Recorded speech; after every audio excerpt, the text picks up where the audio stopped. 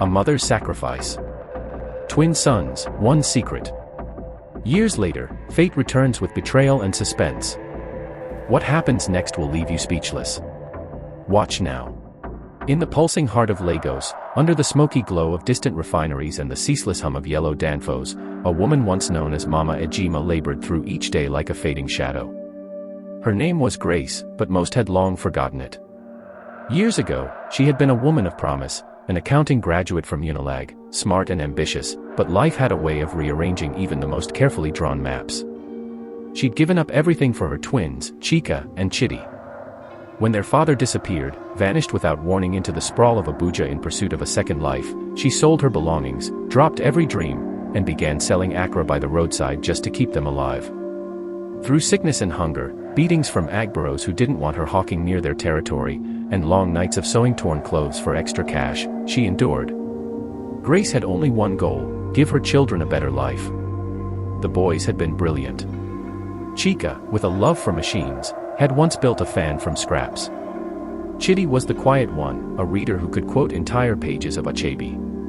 By some miracle, or perhaps a cruel joke by fate, they both earned scholarships to a private secondary school. Grace, too proud to beg and too desperate to stop, cleaned the school's toilets to cover what the scholarship didn't. But things changed. Fast. In their final year, Chika began to disappear at night. Chitty, who had once narrated tales of hope, grew cold and silent. Grace sensed something, a shift in the air, but they stopped telling her things.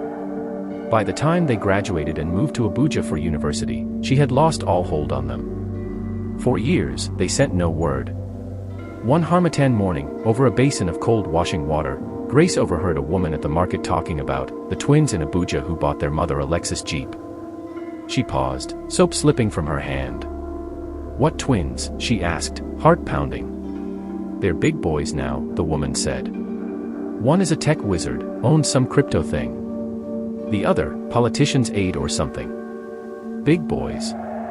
Their mama, dem say she dey stay for Banana Island now." Grace wanted to believe. But there were many twins in Abuja. She had stopped hoping. She told herself it couldn't be them. 2 weeks later, she received a letter. No stamp. No sender. Inside was a plane ticket. Destination, Abuja. She stood at the airport, clutching her nylon bag, eyes darting like a hunted animal. She'd never flown before. A man in a sharp black suit approached her with a placard, "Mama Grace." "Who are you?" she asked. "Madam, Nami Dem Send. I beg follow me." The car that picked her up wasn't a Lexus, it was a bulletproof Prado with tinted windows. As the streets of Abuja zipped past, wider and cleaner than Lagos ever was, her mind spiraled. Were they even alive? She was taken to a compound in Maitama, high walls, cameras at every corner. The gates opened soundlessly, revealing a mansion that stood like a monument to power. 2 men stepped out. Twins. Her sons. But they weren't boys anymore. Chika was taller, beard trimmed, eyes hidden behind dark glasses. Chitty wore agbada, rings on every finger, a scar slicing across his jaw. "Welcome, Mama," Chitty said, voice deep and unfamiliar. She ran to them. They embraced her. But their arms felt cold. That night, they celebrated. A private chef served dishes she didn't know the names of. Champagne flowed. Yet under the luxury, a tension brewed. The house had too many locked doors. Too many silent men with guns. Chika was always on the phone, whispering. Chitty laughed, but never with his eyes. She asked questions. They dodged them. Until the night she followed the wrong hallway and opened a door that wasn't supposed to be opened. A room with maps. Pins. Photos. Her photo. Files stacked in neat piles. Foreign currencies bundled tightly. And on the wall, scribbled notes that made her skin crawl. She turned. Chika stood behind her. "Mama," he said, smiling without warmth. "Why are you snooping?" "I want the truth," she said. The smile disappeared. "You weren't supposed to see this." She backed away. "What is this? Who are you?" Voices echoed from the hallway. More men. Heavy footsteps. Chitty entered, his Igbatagon, wearing a black tactical shirt. He looked older now, deadly. "Mama," he said quietly, "you should sit down." "No," she whispered. "Tell me what's happening." Silence. Then Chitty said, "We're not just tech brothers and political aides, Mama. We're part of something bigger. Nigeria is changing. We're helping it change." "You lied to me," she said, shaking. "I raised you better than this." Chika stepped forward. "You raised us to survive." A door clicked shut behind her. And suddenly, the house no longer felt like a mansion. It felt like a trap. Grace's knees weakened, but she refused to sit. The years of carrying firewood, bending over charcoal pots, and wading through Lagos rain had hardened her body, but now her heart felt like clay in the hands of strangers. She stared at her sons. Her flesh. Her blood. "You think survival means becoming monsters," she whispered. Neither of them answered. Chitty leaned against the wall, arms folded, eyes unreadable. Chika ran a hand over his head and let out a breath. A soft whirring noise filled the room. It came from the wall. A concealed panel was sliding open. Behind it, a staircase. Narrow. Dark. Leading downward. "We didn't want it this way, Mama," Chitty said. "We thought, if we could get enough power, enough money, we could pull you out. Clean. Far from this." "What is this?" she demanded. "Is this drugs? Guns? Kidnapping?" Chika flinched. "No. It's more." Chitty nodded. "Think politics. Influence. Blackmail. We don't dirty our hands. Others do it for us. And you live in a palace on blood," she spat. Chika approached, soft-voiced. "We do what we must. You don't know what we've seen. What we've done to get here. I don't want this money," she hissed. "I want my sons back. Those boys you raised," Chitty said, "died the moment we slept 3 nights in a row without food in that face me I face you. When your back broke from hustling and Lagos didn't blink. You think Nigeria gives you anything for free." She turned to leave, but the door was still locked. The hallway now filled with silence so thick it choked her. "What now?" she asked, defiant. "Will you kill me too?" Chika recoiled like he'd been slapped. "God forbid." Chitty's voice was softer. "We'll put you on a plane. Dubai. A villa. You'll never have to see this again. I'll never stop praying against you," she said. "Even if I die today." Chitty's expression cracked. Beneath the mask of the kingpin was still a fragment of the boy who once begged her to braid his hair. He turned to Chika. "She knows too much now." "No." Chika growled. Chitty's tone hardened. "You want to risk everything because of nostalgia?" "Mama's not the risk," Chika said. "It's you. You're spiraling. Ever since the Kano operation, you've been paranoid." Grace's heart thundered. "You think I'm the problem?" Chitty snapped. "She opened that door, Chika. You know what's in there. You know what it means. You locked that door behind her. She only opened it because she wasn't welcome." The silence between the twins was now a storm ready to break. Grace saw it. The wedge. The difference in the way their eyes moved. The tension in their jaws. Chitty turned to her. "You have one choice now. Stay in Abuja. Protected. Obedient. Or vanish. Quietly." She stared at him. "If you try to bury me, you'll never sleep well again." Something flickered in Chitty's eyes. Then, glass shattered upstairs. A scream. Gunfire. Chaos. The lights went out. The entire mansion plunged into darkness. And in that second, Grace's instincts kicked in. "Run!" Chika shouted her name. She didn't wait.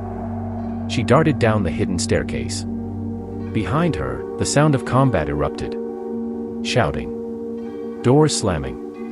Metal against metal. Down the stairwell, it was like descending into the belly of a beast. The air was thick. Damp. Another door.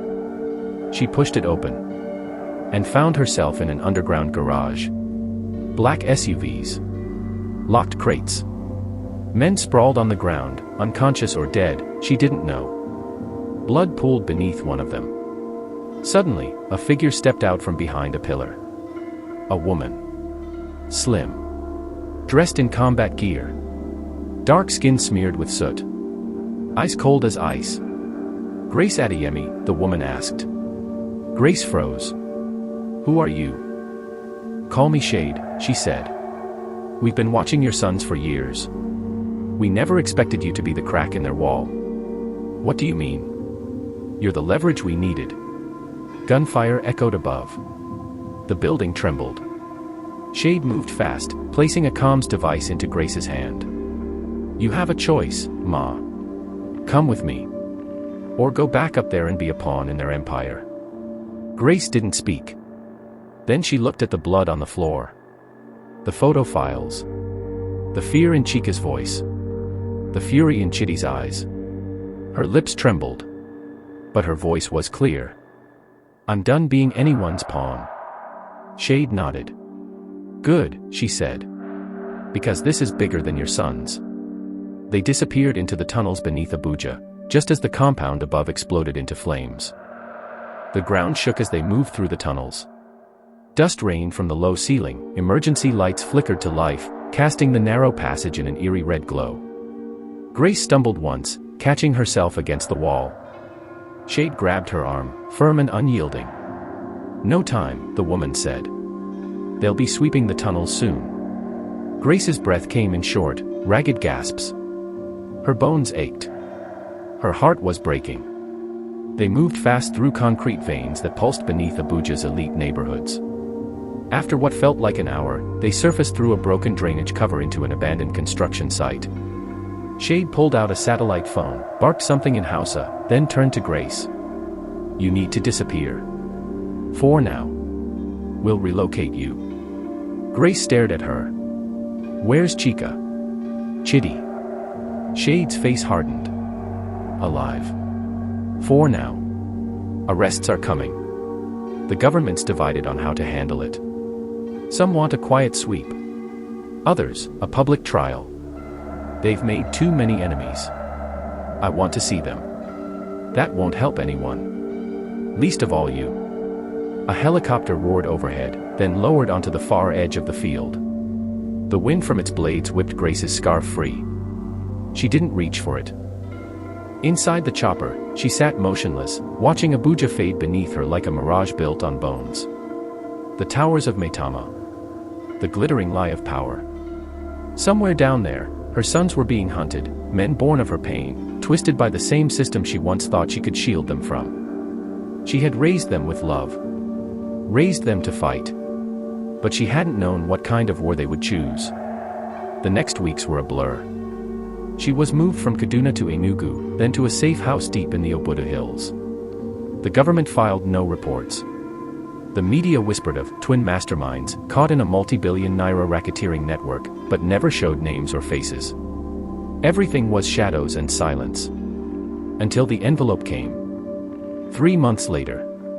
Delivered by a priest who claimed not to know the sender. Inside, 2 letters.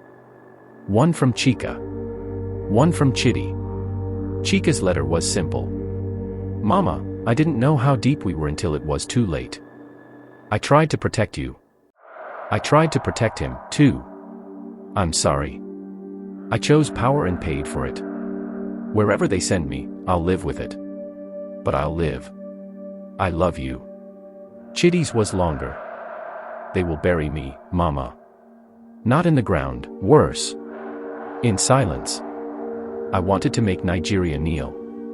Now I kneel in chains. Maybe I deserved it. Maybe I became the men our father feared. Maybe I became worse.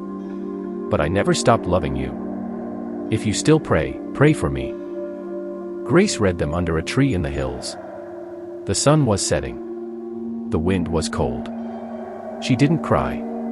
She folded the letters and placed them in her Bible. That night, she lit a fire. And began to write her own story. A memoir.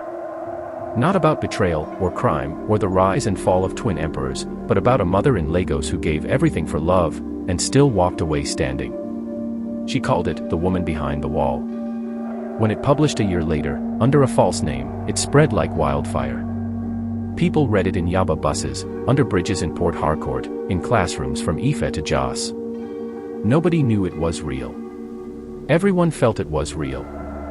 And one day, in a prison cell somewhere far from light, Chika held a contraband copy. In a shadowy solitary unit, Chidi whispered the words to himself by memory. And in the hills of Obudu, under the wide Nigerian sky, Mama Grace watched a new dawn rise. Her sons had chosen their path. Now she was choosing hers. And it was no longer built on sacrifice. It was built on truth. We will be stopping here. Kindly like, subscribe and comment your opinion.